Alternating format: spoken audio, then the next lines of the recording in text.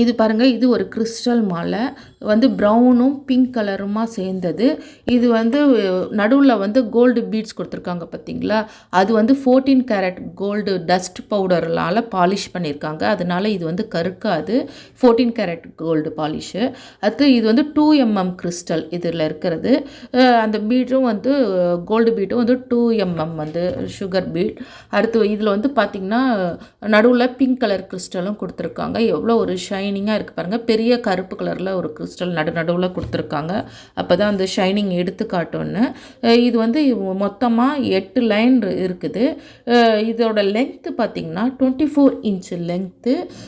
நடுவில் வந்து மிடில் கழுத்துலேருந்து பார்த்திங்கன்னா நடுவில் வரைக்கும் வரும் லென்த்து.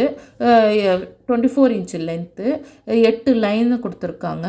இது வந்து கோல்டு பாலிஷ் பவுடர்னால் போட்ட டஸ்ட்டு பவுடர்னு சொல்கிறாங்க. அதனால் பண்ணினதுனால அந்த கோல்டுலாம் வந்து கருக்காது அப்படின்னு சொல்கிறாங்க. பின்னாடி ஹூக் டைப் கொடுத்துருக்காங்க, ரோப் கொடுக்கல. ஏன்னா இதுவே லெங்க்த்தியாக இருக்கிறதுனால நம்ம வந்து இதை வந்து டெய்லி யூஸ் ஆஃபீஸ்க்கும் போட்டுக்கலாம், பார்ட்டிக்கு போட்டுக்கலாம், ஃபங்க்ஷன் டயத்தில் எதுக்கு வேணால் போட்டுக்கலாம்.